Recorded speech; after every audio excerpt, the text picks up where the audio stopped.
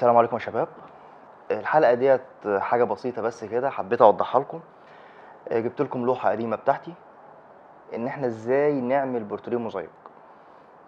الحصة اللي فاتت قلنا اهم حاجة في رص البلاط التشريح بتاع العنصر والاضاءة. تمام.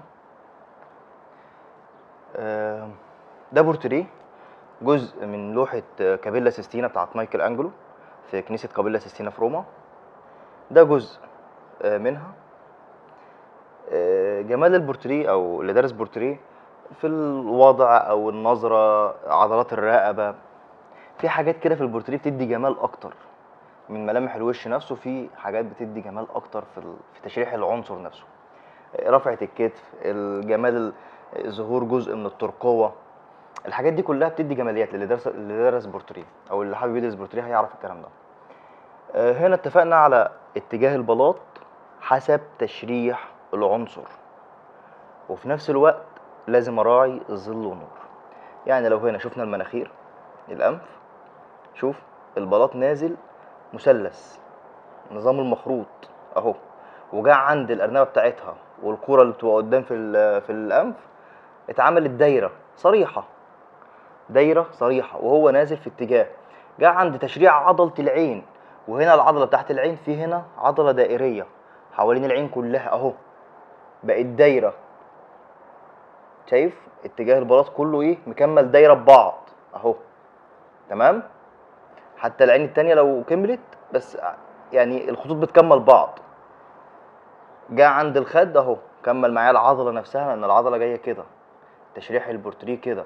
جاء عند الدقن في هنا دايره في النص اللي هي بتبقى الكوره بتاعت الدقن ديت، وطالع منها العضله يمين وشمال اهو. تمام. اتجاه القوره او الجبهه، اتجاه الجبهه العضله بتاعت الرقبه. شوف هنا الفرق ما بين اللون عشان ابقى ابرز جمال العضله. تمام. تطعيم اللون في الاخر، خدت من البلاط الغامق اللي هو هنا حطيت درجه وسط هنا وهنا عشان ما يبقاش فاصل. شايف هنا درجات اللون، ده التطعيم اللي احنا بنتكلم فيه. لما بقول لك طعم من غامق لفاتح مش معناها انك تحط درجات مختلفه في اللون، لا، انت ممكن بثلاث درجات فاتح ووسط وغامق تسحب درجه ناعمه جدا ما بينهم، في ان انت تاخد من البلاط الغامق تحطه في الصف الثاني اللي بعده، ومن الصف الثاني تاخد البلاطه الهاف تون ديت او الدرجه الوسط تحطها في اللي بعده، وهكذا لحد ما توصل لدرجه فاتح. يعني شايف الفاتح اللي هنا اهو، الدرجه الوسط نطره هنا اهي شايف بلاطه واحده هنا، بعد كده بقت بلاطتين في الصف الثاني، بعد كده كترت بقوا 3 بلاطات، بعد كده بقوا الصف كله، وهكذا معايا. كل ما انا ابدا انطر، شايف البلاطه الغامقه هنا اهي نطرت هنا عشان ما يفصلش معايا اهو، ادي الهاف تون، وحطيت شريحه كامله فاتحه.